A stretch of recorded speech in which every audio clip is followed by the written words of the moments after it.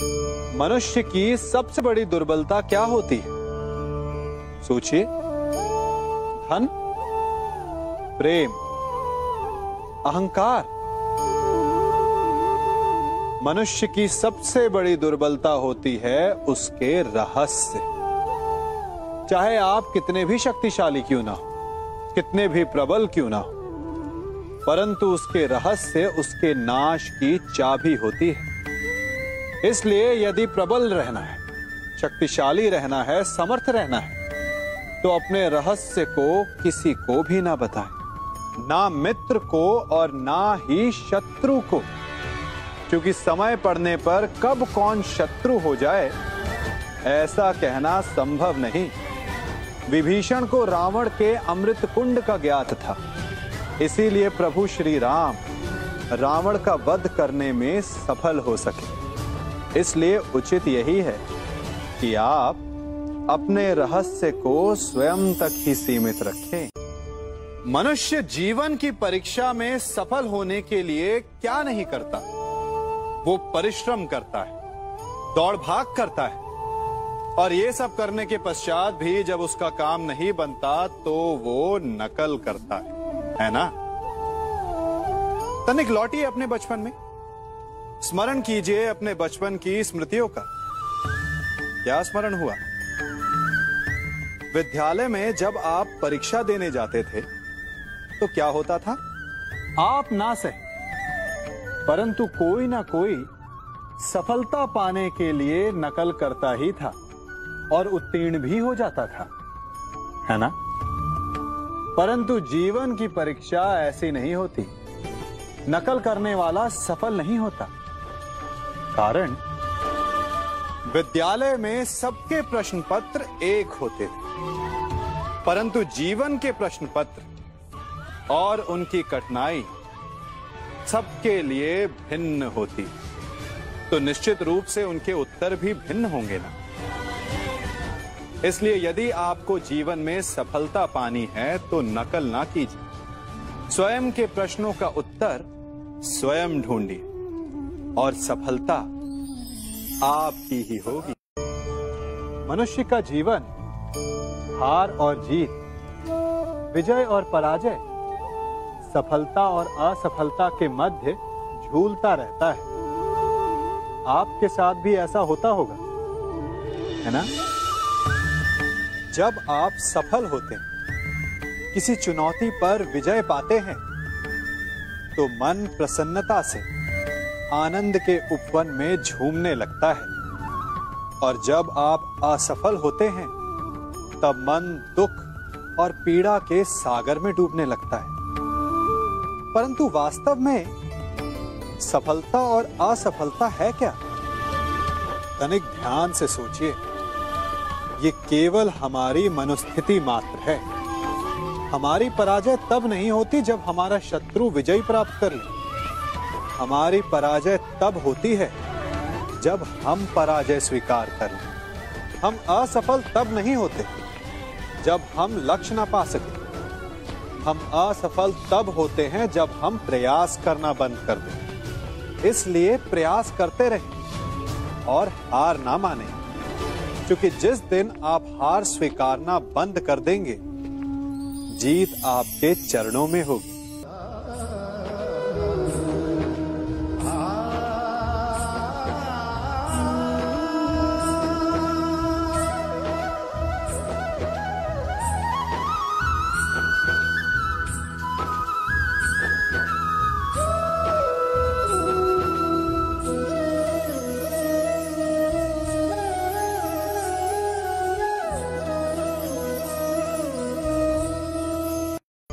आप सबने बरगद के वृक्ष को तो देखा ही होगा।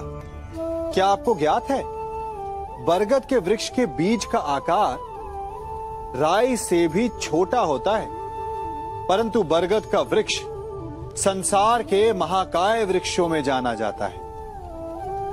जब उसका जन्म होता है तब उसमें वो जटाएं, वो शाखाएं नहीं होती, परंतु जैसे जैसे उसका विस्तार होता है, जैसे जैसे वो अधिक शाखाओं का भार उठाता है, अधिक पत्तियों का सृजन करता है, वैसे वैसे उसकी शाखाएं जटाएं बनकर जड़ तक पहुंचती है और इस वृक्ष को सहारा देती है। ये जीवन का बहुत महत्वपूर्ण पथ है। बिना लोभ लालच शुभ कार्य करें, अन्य लोगों की सहायता करें।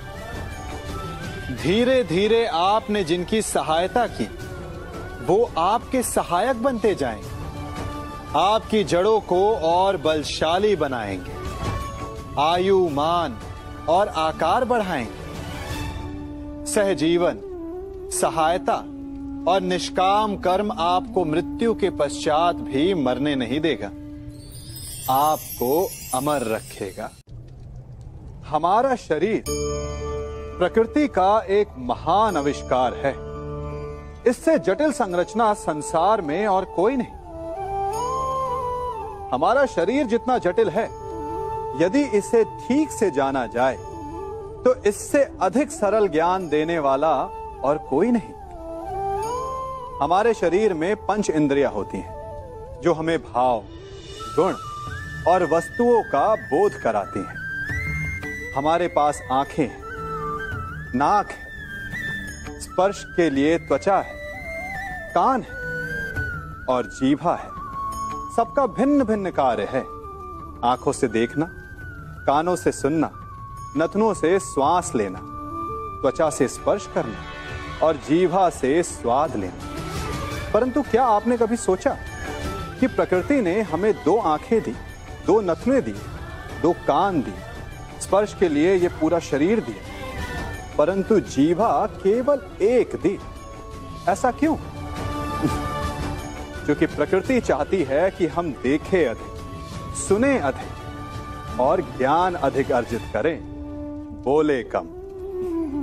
क्योंकि अधिक वाचाल नाश को निमंत्रण देता है। स्मरण रखिएगा।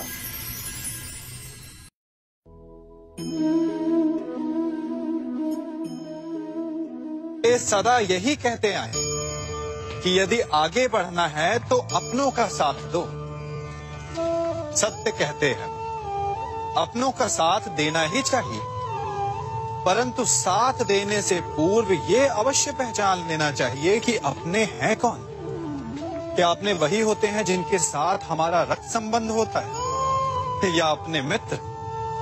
अपने वो होते हैं जो हमें सद्कार्य के लिए प्रेरित करें, हमें आगे बढ़ाएं, हमारा साथ दें। और वो जिनका साथ देने से समाज का नाश, धर्म की हानि हो, वो सगे हो करके भी सगे नहीं होते। इसलिए जब अपनों की परिभाषा का चुनाव करें तो उन्हें अपना माने जो आपका साथ दे, उन्हें नहीं जो हमें अज्ञान के मार्ग पर ले जाएं।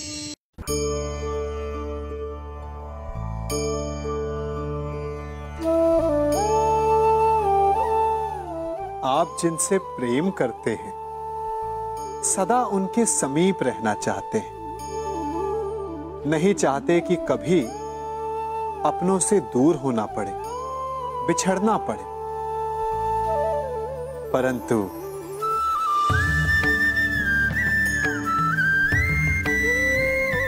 एक समय के पश्चात अपनों से दूर हो जाना उन्नति के लिए आवश्यक है। आप माता पिता हैं ना? यदि आप अपनी संतान के जीवन के हर पग पर उनका मार्गदर्शन करते रहेंगे तो आपकी संतान स्वयं मार्ग चुनना कैसे सीखेगी? मार्ग के कांटों से स्वयं को बचाना कैसे सीखेगी? इसीलिए एक समय के पश्चात अपनों से बनाई गई दूरी सदा लाभदायक रहती है। आज मैं आप सबको एक कथा सुनाता हूं। एक दिन प्रातः एक व्यापारी अपने घर से निकला। घर से निकलते ही एक बिल्ली ने उस व्यापारी का मार्ग काट दिया। व्यापारी घबरा गया। वो फिर से घर लौट गया और शुभ घड़ी की प्रतीक्षा करने लगा। और जब वो पुनः अपने घर से निकला तब वो वाहन जा चुका था जिससे राजा तक पहुंचकर उसे भेंट देनी थी। राजा को भेंट नहीं मिली, राजा क्रोधित हो गए। राजा ने उस व्यापारी का व्यापार बंद करवा दिया। इस कारण व्यापारी क्रोधित होकर घर पर अपनी पत्नी से लड़ बैठा। पत्नी अपने बच्चों समेत मैके वापस चली गई और उस व्यापारी के जीवन में यदि कुछ रह गया था तो केवल अंधकार। और इन सब का कारण वो उस बिल्ली को मानता रहा जिसने उसका मार्ग काटा था। ऐसा ही एक दूसरा व्यापारी राजा को भेंट देने निकला और उस व्यापारी का मार्ग भी एक बिल्ली ने काट दिया। वो व्यापारी तनिक घबराया, परंतु उसने आगे बढ़ना अधिक उचित समझा। राजा तक वो समय पर पहुंचा। उसने राजा को भेंट दी। राजा प्रसन्न हुए और राजा ने व्यापारी को अपना व्यापार बढ़ाने की अनुमति दी, स्वर्ण आभूषण दी।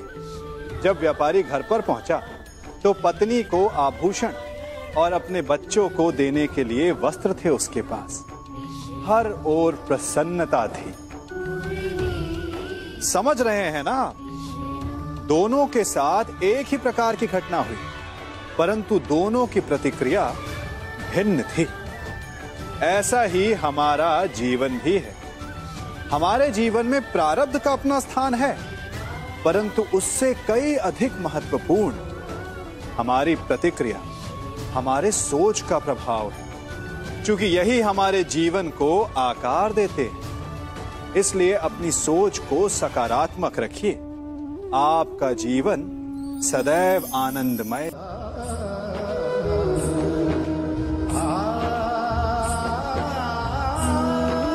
हम सभी अपने जीवन में कोई ना कोई कार्य करते हैं। कार्य करते हैं तो थकान की अनुभूति होती है और यदि थकान ना उतरे तो कार्य करने का मन नहीं करता। हम आशा करते हैं कि कदाचित एक दिन में 24 के स्थान पर 26 घंटे होते तो आराम करने के लिए हमें और अधिक समय मिल जाता। हमें ऐसा अनुभव होता है कि हम बहुत अधिक कार्य कर रहे हैं, है ना? परंतु क्या आपने कभी सोचा है कि जो लोग संसार में सफल हैं, उनके पास भी सफल होने के लिए दिन में केवल 24 घंटे थे, तो फिर वो सफल क्यों है? इसका एक छोटा सा रहस्य है। वो कार्य चुनते हैं जो उन्हें प्रिय है, जिसे करने में उन्हें आनंद आता है। उन्हें लगता ही नहीं कि वो कार्य कर रहे हैं, उन्हें लगता है कि वो प्रतिपल आनंद मना रहे। और जब आप आनंद मनाते हैं तो थकान कैसी?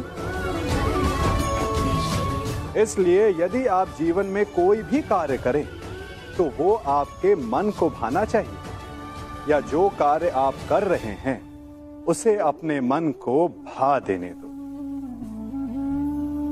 सफलता आपको मिलेगी।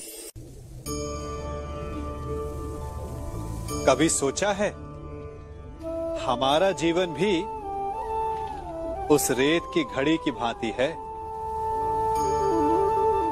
जो रेत नीचे गिर चुकी है वो हमारा अतीत है। जो अब भी ऊपर है वो हमारा आने वाला भविष्य है। और वर्तमान